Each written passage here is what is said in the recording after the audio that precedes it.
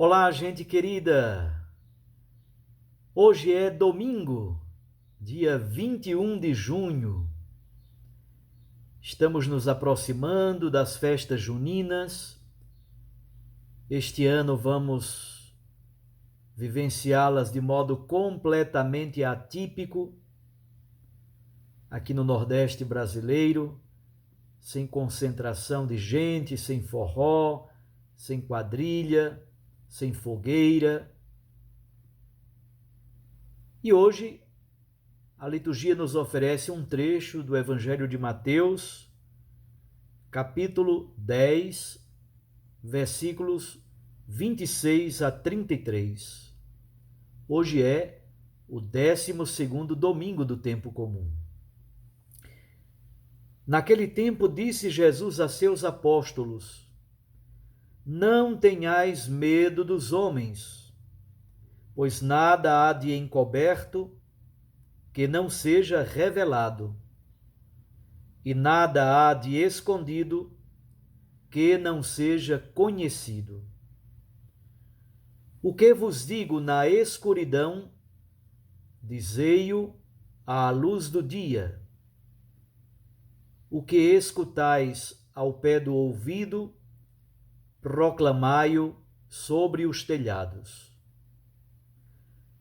Não tenhais medo daqueles que matam o corpo, mas não podem matar a alma. Pelo contrário, temei aquele que pode destruir a alma e o corpo no inferno. Não se vendem 2 pardais por algumas moedas? No entanto, nenhum deles cai no chão sem o consentimento do vosso Pai. Quanto a vós, até os cabelos da vossa cabeça estão todos contados. Não tenhais medo, vós valeis muito, muito mais do que muitos pardais.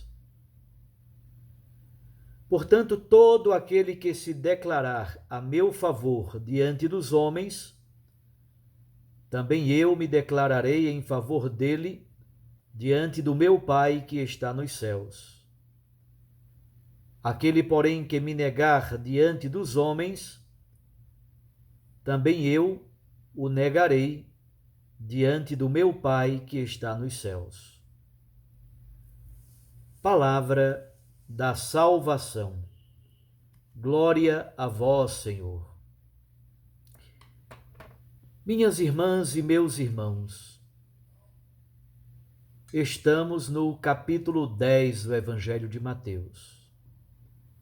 Já tive a oportunidade de apresentar brevemente a estrutura dos discursos que existem no Evangelho de Mateus. São 5. O primeiro discurso é o chamado Sermão da Montanha, Mateus capítulos 5 a 7. O segundo discurso é o discurso sobre a missão, ou o discurso apostólico, Mateus capítulo 10. O terceiro discurso é o discurso em parábolas, Mateus capítulo 13. O quarto discurso é o discurso eclesiológico, ou sobre a igreja, sobre a comunidade eclesial, Mateus capítulo 18. E, finalmente, o quinto discurso é o discurso escatológico sobre o fim dos tempos, Mateus capítulo 24 e capítulo 25. Em torno do discurso apostólico, em torno do capítulo 10, em torno do discurso sobre a missão, Mateus também compõe um pouco de uma narrativa preparatória ao discurso. Jesus envia os discípulos em missão, os 12, e a partir daí eles são chamados de apóstolos. A palavra apóstolo significa enviado, missionário. Então, a partir daí, os 12 são chamados de apóstolos, missionários. E ele dá várias orientações sobre a missão. Qual é a orientação principal? Vós sereis perseguidos por causa de mim. A perseguição, a incompreensão deve estar no horizonte do trabalho missionário do discípulo e da discípula de Jesus. Por quê? Porque o servo não é maior do que o Senhor. O discípulo não é maior do que o mestre. Ora, se o mestre foi perseguido, da mesma forma será perseguido também o seu discípulo. Esse é o contexto, então, capítulo 10 de Mateus, o discurso apostólico ou o discurso sobre a missão. Vamos então agora olhar brevemente as três partes que compõem o texto do Evangelho de hoje. Primeiro, versículos 26 e 27. Mateus repete, como vocês perceberam, 3 vezes a expressão não tenhais medo. Não temais. Não tenhais medo.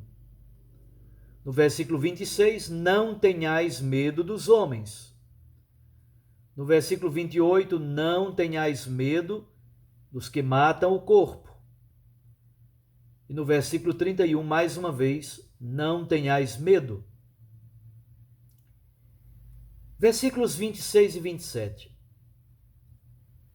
Jesus quer nos dizer que a sua pregação, a pregação do reino de Deus, não é um esoterismo, não é uma coisa fechada para dentro. Ele utiliza pares antitéticos, em oposição. O que está encoberto vai ser revelado. O que está escondido vai ser conhecido.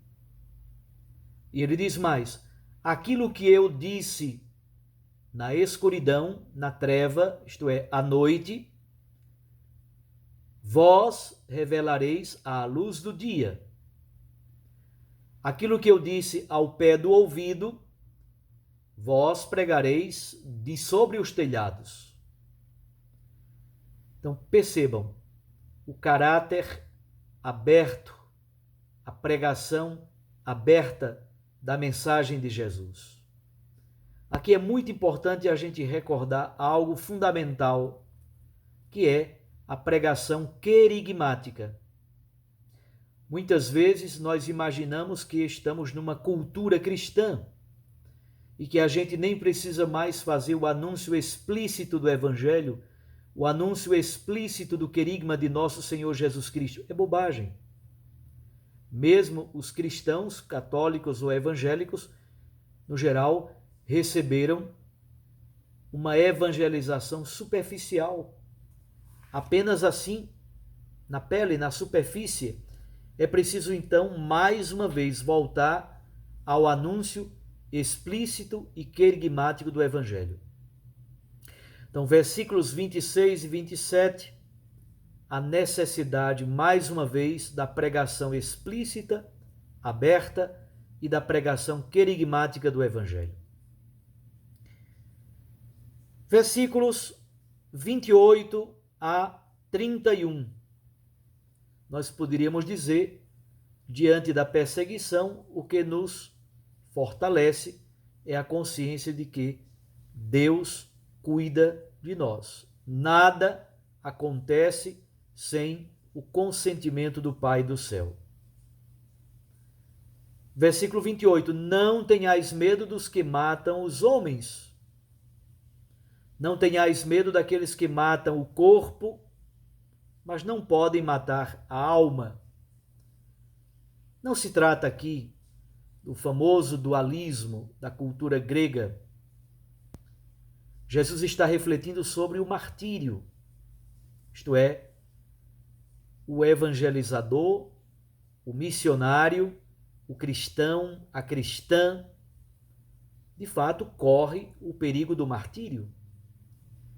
Quantos homens e mulheres, quantos leigos e leigas, religiosas, sacerdotes e até bispos já foram assassinados por causa do Evangelho, inclusive recentemente. Não imaginemos que o martírio é coisa do passado, não é. Cristãos, católicos e evangélicos estão sendo mortos em muitas partes do mundo, especialmente na África, na Ásia.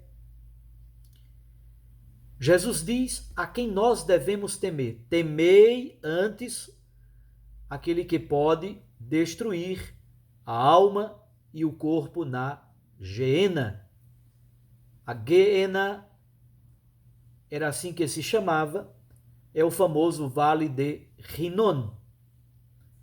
Em Jerusalém, ao sul do templo, tem um vale chamado Vale de Rinon, ou Vale da Geena. Ali havia um fogo permanente. O lixo da cidade era jogado lá, o monturo, restos de animais, tudo era jogado no Vale da Geena e ali se queimava. Era um fogo inextinguível praticamente. Esse fogo da Geena é utilizado por Jesus e era utilizado também no tempo pelos judeus para falar do castigo escatológico, isto é, da morte eterna. Jesus nos ajuda a compreender que a morte do corpo de alguém que é fiel ao Evangelho não é o fim último. O sangue dos mártires é semente de nova vitalidade, de nova força para a igreja.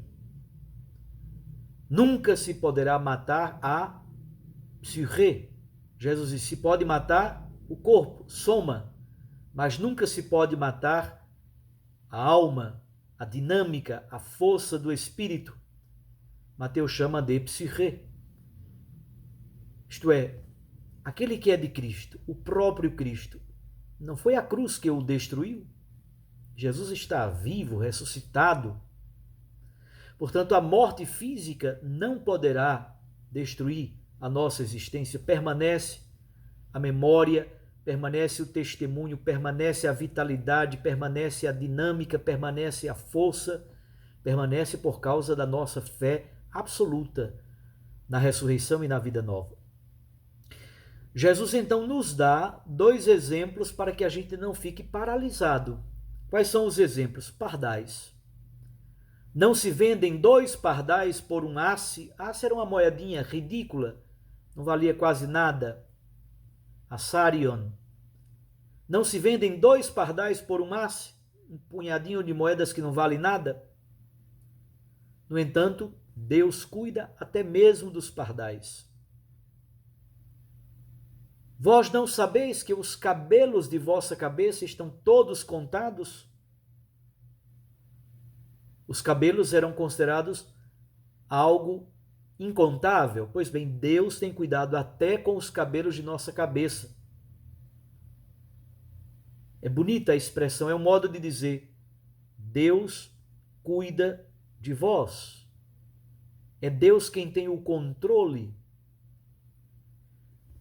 Deus permitiu que o seu filho morresse na cruz por amor de nós. Então, Deus tem a soberania da história sobre todos os eventos, sobre todos os fatos. Portanto, não temais. Vós valeis muito mais do que pardais ou do que os cabelos da cabeça. É Deus quem está no comando da história. E, finalmente, versículos 31 a 33. Diante da missão, diante da possibilidade do sofrimento, diante da possibilidade do martírio, Jesus diz, aquele que se declarar a meu favor diante dos homens, eu me declararei diante do meu Pai por ele. Quem negar, eu também o negarei diante do Pai. Então esse contraste bonito entre o verbo homologeo, é o verbo declarar, confessar, professar, e o verbo arneomai, o verbo negar. Confessar diante dos homens e Jesus nos confessa diante de Deus. Negar o Evangelho, negar Jesus, negar a missão diante dos homens, e Jesus nos negará diante do Pai. Portanto, não há possibilidade de neutralidade. O que está em jogo também é a nossa salvação final, definitiva. A liturgia de hoje é um convite à fidelidade, a colocar a nossa confiança na providência de Deus. Nós poderíamos dizer, primeiro, a liturgia nos fala das dificuldades da missão, da possibilidade da perseguição. Especialmente na primeira leitura de hoje, o profeta Jeremias, que é o modelo do profeta perseguido, do profeta sofredor. Um segundo elemento para a nossa meditação nesse domingo: o Pai cuida de nós. O Pai cuida de nós. Isso não significa que não haverá a possibilidade do martírio. Há, da incompreensão, há, da crítica, há, da perseguição, há essa possibilidade. Mas o servo não é maior do que o seu Senhor. E, finalmente, um terceiro elemento para a nossa meditação, a fidelidade. Não temais. O medo paralisa. Essa postura de medo, a consciência do medo, consciência do perigo, a consciência da perseguição, isso nos paralisa, nos aterroriza. Cristo é o novo Adão, diz São Paulo na segunda leitura. E por meio daquele ato salvífico no alto da cruz, Cristo nos liberta do pecado, da morte e nos dá a possibilidade de ingresso nessa vida nova que provém do alto. Deus os abençoe e os guarde. Em nome do Pai, e do Filho, e do Espírito Santo. Um bom domingo. Uma santa semana a todos vocês. Fiquem com Deus e sua Mãe Maria Santíssima.